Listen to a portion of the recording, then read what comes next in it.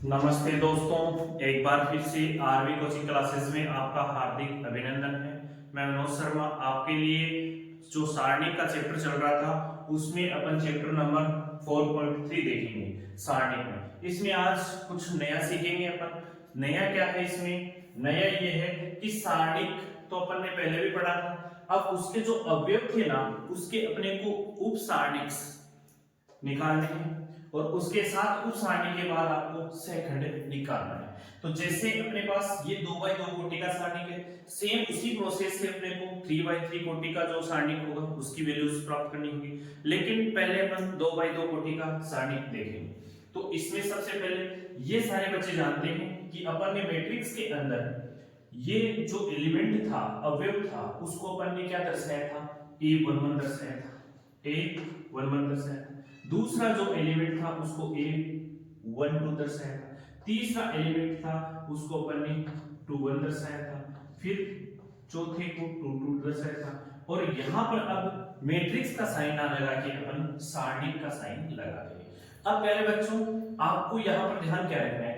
जब अपन इस एलिमेंट के सापेक्ष यदि सारणी की वैल्यूज प्राप्त करेंगे तो अपने को जिस का अपने को उप सारणिक चाहिए, यानी A11 का अपने को उप सारणिक चाहिए, तो सबसे पहले ध्यान दें कि जो उप सारणिक होता है, जो उप सारणिक होता है उसको अपन किससे दर्शाएंगे?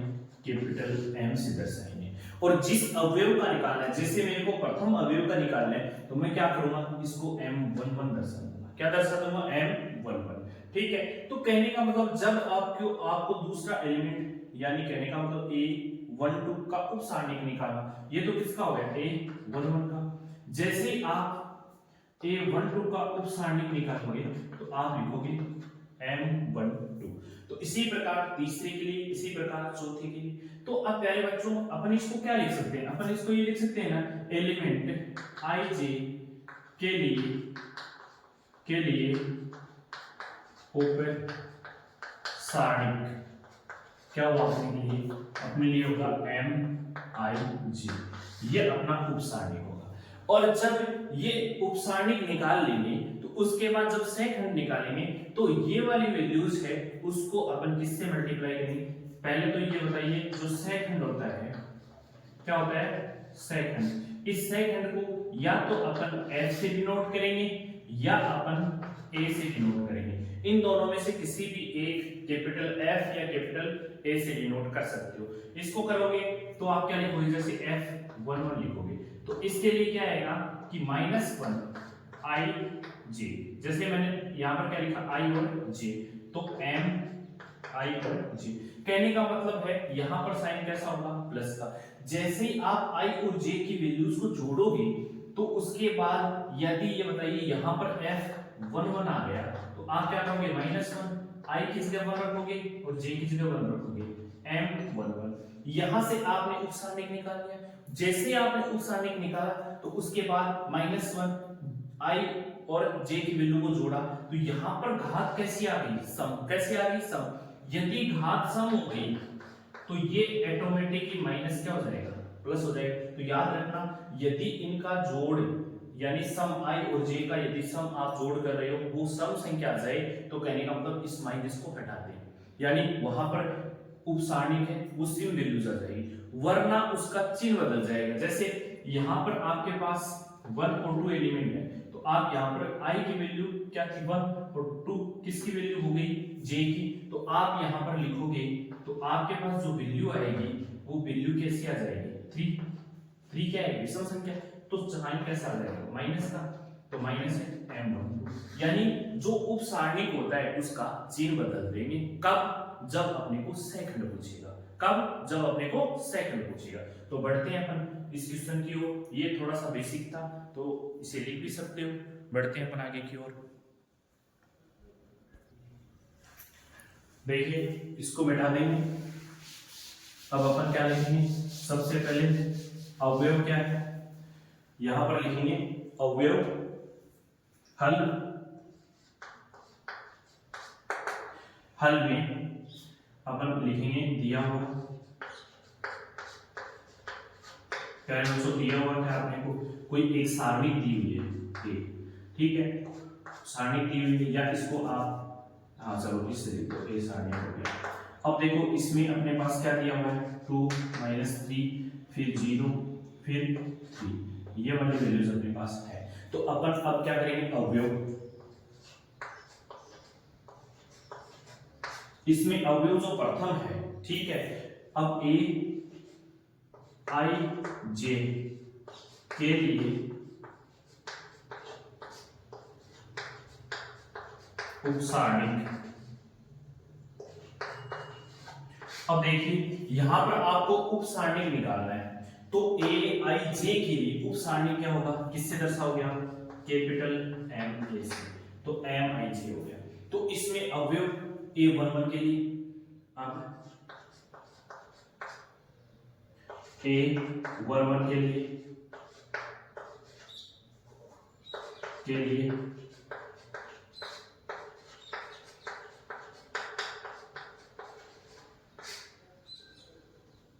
उपसारणिक, A11 के लिए उपसारणिक, देखिए A11 ये है। अब इसमें क्या करोगे, A11 है उसको और उसकी रो को, कॉलम और उसकी रो को दमन कर दीजिए। तो अब क्या बताइए मेरे पास कि क्या बचा, 3 बचा।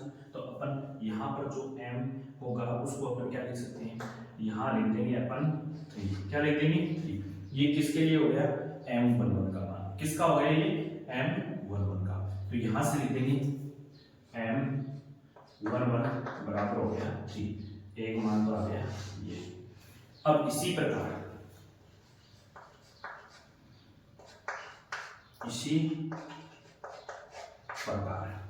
अब किसके लिए आ गया, A12 के लिए। A12 के लिए देखिए पहले बच्चों, ये A12 है, तो इसके लिए ये वाला हो गया, तो क्या जाएगा 0, क्या जाएगा 0, ऐसे लिख दो के लिए।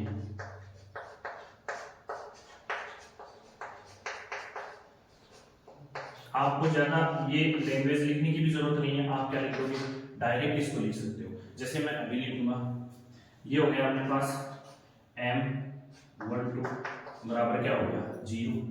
अब देखिए मेरे बच्चों ये 0 हो गया। अब अपने को क्या चाहिए अवयव,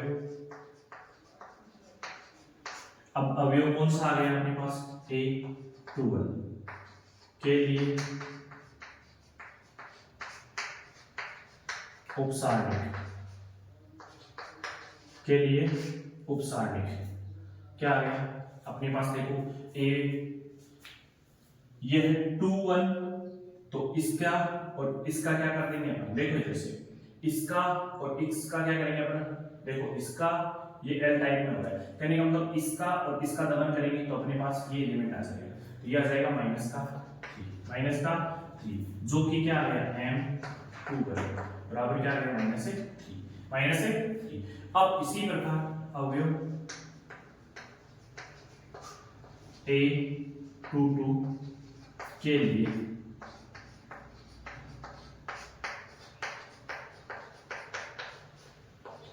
उपसारणिक कितना आ गया, देखिए ये कैसा है 2 है, ठीक है, तो इसका और इसका दमन करोगे तो आपके पास क्या रहेगा 2, जिसको लिख देंगे M22 बराबर क्या रहेगा 2। ये तो मेरे बच्चों अपने पास अतः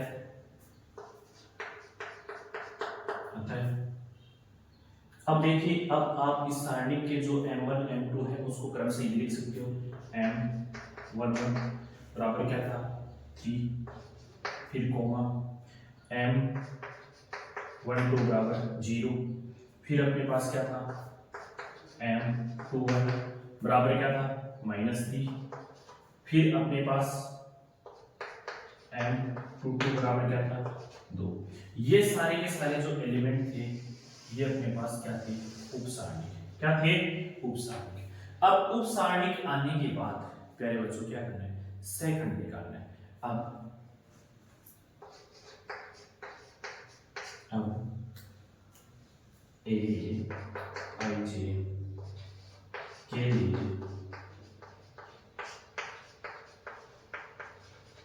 सेकंड।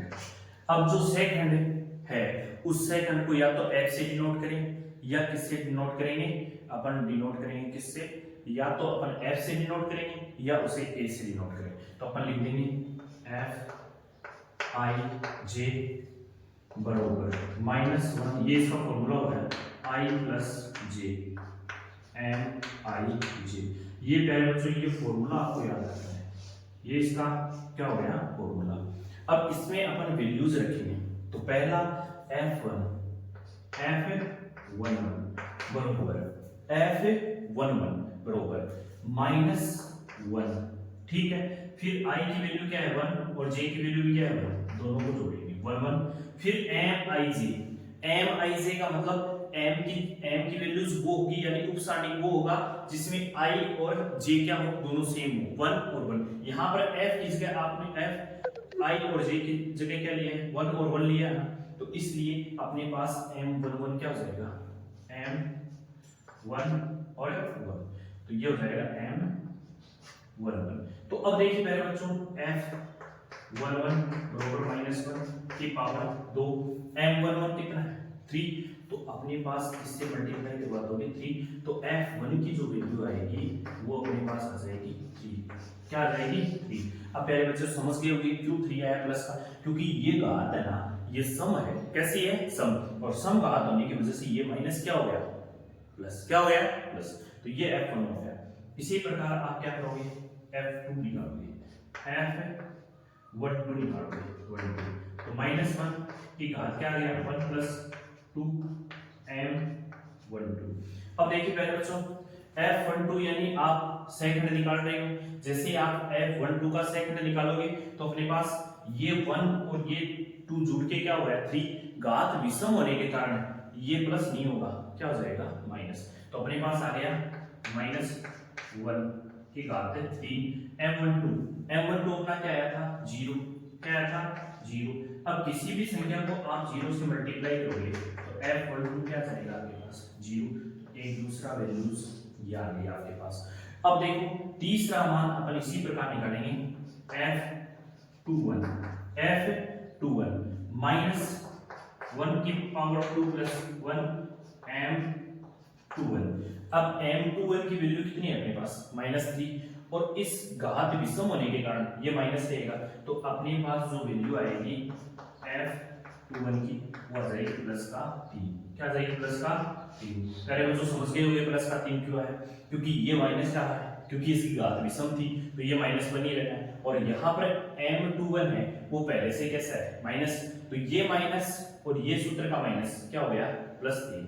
फिर अपने पास जो वैल्यू आएगी f22 उसकी क्या आएगी, उसकी देखो ये इस सूत्र में यहाँ रखोगे तो ये माइनस आ जाएगा 1, लेकिन यहाँ पर 2 और 2 जुड़ के कितना हो गया 4, और घात सम हो गई इसलिए माइनस की कोई रोल नहीं रहेगा, कैसा हो जाएगा प्लस का, तो ये प्लस का आ जाएगा m22 की वैल्यू कितनी है 2, तो अपने पास f22 की वैल्यू क्या आ जाएगी, ये आ जाएगी। तो अपन यहाँ लिख सकते हैं अतः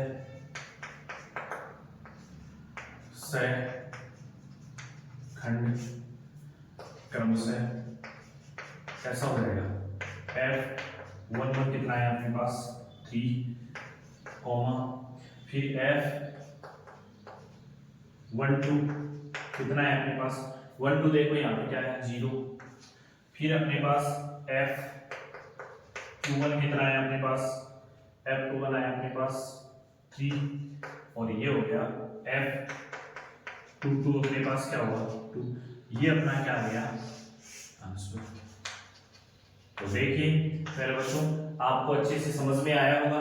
सबसे पहले आपको उप सारणिक निकालना है, उप सारणिक के बाद आप सेकंड निकाल सकते हो। यदि आपको उप सारणिक नहीं आएगा तो आप सेकंड निकालना संभव नहीं है, तो इसे नोट कीजिए। देखते हैं अगले क्वेश्चन को।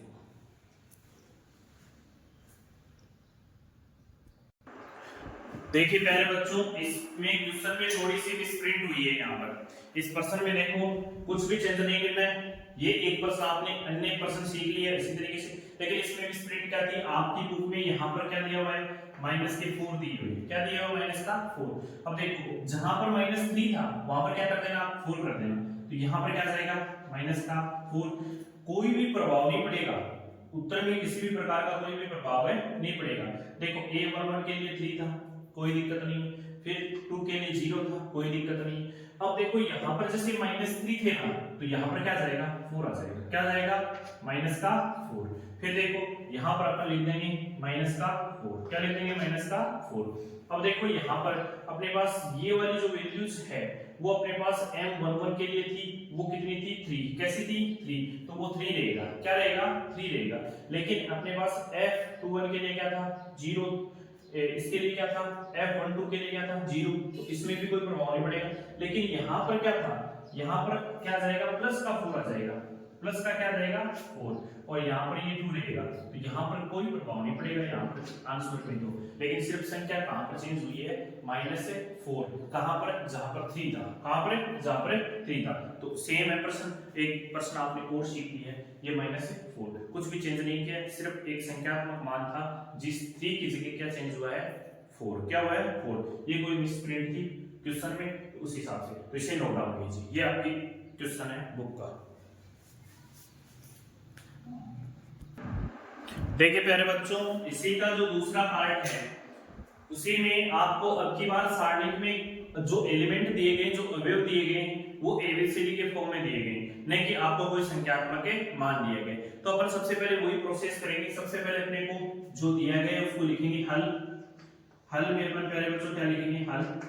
हल में अपने को दिया हुआ है जिसको अपन सारणिक के रूप में लिख देंगे, दिया हुआ सारणिक का साइन लगा देंगे, जैसे ए सारणिक या डिटरमिनेंट ए सी बी और डी, ये लगा दिया। अब अपने को अवयव के लिए चाहिए तो अपन लिखेंगे अवयव, उपसारणिक चाहिए ना, अवयव ए आई जे के लिए उपसारणिक,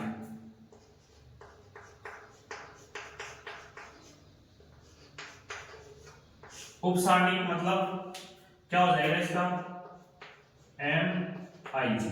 ये अपने पास फॉर्मूला हो गया। जब अपन a11 अवयव लेंगे तो यहाँ पर एम आई जे की जगह क्या ले लेंगे, आई जे की जगह क्या हो जाएगा m11 हो जाएगा। तो अपन लिखेंगे एम ए 11 के लिए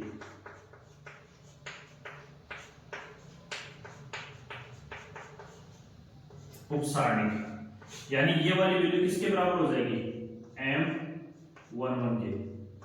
m11 के बराबर हो जाएगी। तो m11 के बराबर क्या हो जाएगी, जैसे a11 है इसका और इसका आप दोनों करोगे तो आपके पास क्या जाएगा d आ जाएगा, क्या जाएगा d, यानी d आ जाएगा। तो अपन लिख देंगे m11 बराबर क्या है d। अब आपको ये बातें पूरी लिखने की जरूरत है नहीं है। अब अपने पास क्या आएगा m12, क्या जाएगा 12, उपसारणिक कर रहे हैं तो ये आ जाएगा m12, 12 के लिए m12, ये 12 है ना, तो a12 के लिए अपन देखेंगे तो इसका और इसका दमन करोगे तो आपके पास वैल्यू क्या जाएगी b आ जाएगी, क्या जाएगी b।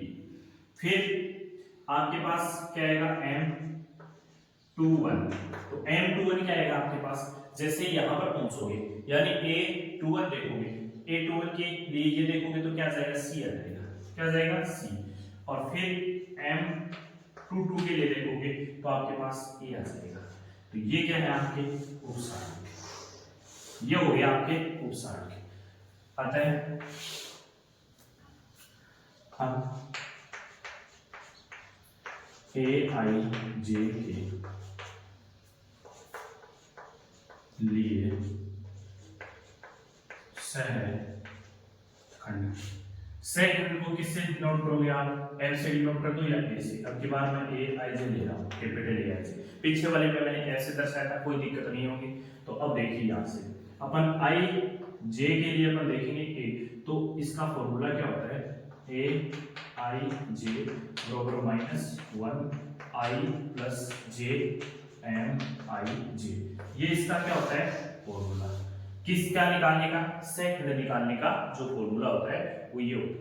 यहां से इसी प्रकार चलो यहां से अपन यहां से a11 क्या आ जाएगा -1 1 + 1 यहाँ M11, यहाँ M11 वैल्यू क्या है अपने पास, देखो पहले बच्चों, माइनस का 1 ऊपर घात कैसी सम, तो अपन यहाँ लिख देंगे माइनस, यहाँ पर आ जाएगा अपने पास, चलो यहाँ से लिख दो आप A11 बराबर -1 की घात 2 M11 यहाँ से क्या है D, तो अपन यहाँ से गुणा में कर देंगे, गुणा में क्या रहेगा D, तो अपने पास जो उत्तर आएगा A11 वो क्या जाएगा D, क्या जाएगा D। इसी प्रकार देखो A12 तो -1 1 + 2 फिर M12 की वैल्यू यहाँ से क्या आएगी, M12 की वैल्यू क्या आ गई B, तो A12 बराबर -1/3 गुणा यहाँ से क्या आएगा B, तो B आ जाएगा, फिर गुणा करोगे तो A12 की जो वैल्यू आ जाएगी वो माइनस का B आएगी। अब पहले बच्चों समझ में ना माइनस क्यों आया, माइनस इसलिए है कि मैं बार बार बोल रहा हूँ घात यदि सम है तो ये माइनस प्लस हो जाएगा, और घात यदि विषम है तो ये माइनस माइनस ही रहेगा, तो दो वैल्यूज आ गई। अब तीसरी वैल्यू अपने पास क्या है A21 तो -1 2 + 1 M21, यहाँ से देखिए A21 -1 की घात कितनी है विषम, तो ये माइनस ही रहना है। अब M21 कितना है यहाँ से C, कितना है C, तो यहाँ से क्या जाएगा A21 बराबर क्या जाएगा माइनस का C, ये तीसरी वैल्यू आ गई अपने पास। फिर देखिए पहले बच्चों यहाँ से अपने पास किसकी वैल्यू चाहिए, A22 की वैल्यू चाहिए, -1 की घात 2 + 2 और यहाँ पर आ जाएगा M22, तो ये हो गया -1 की घात 4 M22 की वैल्यू कितनी है यहाँ से देखिए A क्या है A, तो गुणा में जाएगा A, तो A22 की जो वैल्यू है A22 अपने पास क्या जाएगा A, तो ये अपने पास आंसर आ गए। तो इस प्रकार से आप क्या कर सकते हो, इसको लिख सकते हो, यहां पर आप लिख दोगे अतः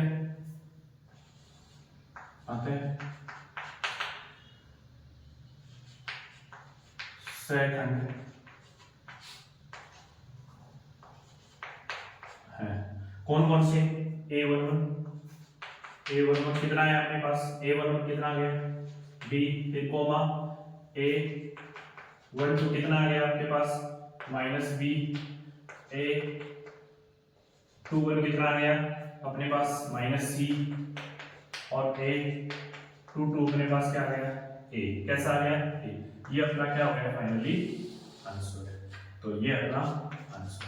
तो प्यारे बच्चों आशा करता हूं कि ये दोनों क्वेश्चन आपको अच्छे से समझ में आए होंगे। अभी जो अपन ने देखा है वो 2x2 कोटि के मैट्रिक्स को देखा है, उस सारणी को देखा है। अब जो अगला क्वेश्चन देखेंगे अपन अगले वीडियोस में वो देखेंगे अपन 3x3 कोटि का सारणी, सेम इसी प्रोसेस से निकालेंगे लेकिन उसमें थोड़ा सा चेंज और करना पड़ेगा। तो आशा करता हूँ अच्छे से आपको समझ में आया होगा। यदि अच्छा लगा वीडियो तो आप ज्यादा से ज्यादा अपने दोस्तों तक शेयर कीजिए। जय हिंद जय भारत।